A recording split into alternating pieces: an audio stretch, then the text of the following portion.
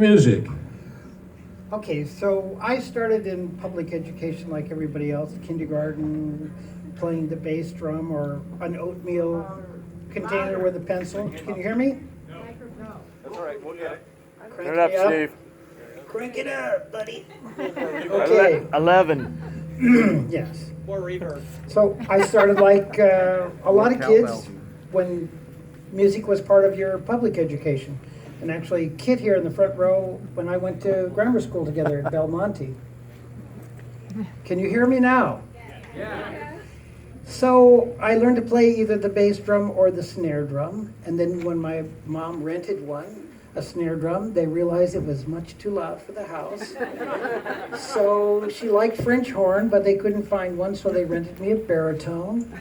But we had a lot of trombones in the second grade band, so nobody was playing tuba, and I was this little guy, so it looked like a baritone. So they gave me this tuba, and my full face would fit in the mouthpiece like a diving mask. And I went, boom, boom, boom, boom, and they liked it. Then friends got into a Hermosa Beach marching band, and we had in Hermosa the Lighthouse, a great jazz club. And the marching band was run by Chico Hamilton. We had these great musicians that would teach us stuff. And about 1959, Preston Epps had this great record called Bongo Rock. And I have it somewhere, and it's on I'll give you links later. Bongo Rock is what is the basis for Wipeout about 4 years later. And there were some kids in the neighborhood that got these electric guitars, Eddie Bertrand and Paul Johnson. And I was playing records for the 8th grade Coke dances at Malaga Cove. And I said, would you guys come play for the dance? And they said, well, you have to give the drummer a ride. And I was only 14, but my dad said I could take the Bel Air. So on the way home, I'm giving Richard Delby, the drummer, a ride home, and I'm saying, I've been thinking about learning how to play guitar. If I learn how to play guitar, can I be in the band? He said, we've got 2 guitar players, but if you learn how to play bass guitar, we can use you. Ah. Okay, I didn't know what a bass guitar was. It was only just invented in the 50s. Nobody had seen electric bass guitars. But I found a friend, Ronnie Van Dyke's dad ran the Torrance orchestras, bands for all the Torrance school system.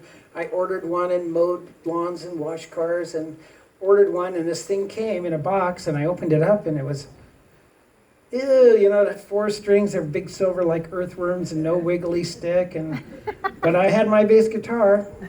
So No wiggly stick. the Bel Airs were playing at the Torrance Armory. So I put my guitar over my shoulder, and I went down and I paid $1 to get in. It's the last time I ever paid to play. And I stood in front of the band until they said, okay, plug in there.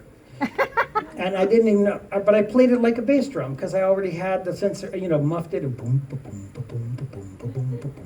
And the drummer loved it because it made him sound really good. And then Eddie started showing me parts, and he showed me, well, you figure out things like Rebel Rouser by Dwayne Eddy, or Movin' and Groovin' was really the first one. And Eddie played the hard part, was da-da-da-da-da-da-da-da-da-dum, bum-bum-bum, that would be my part.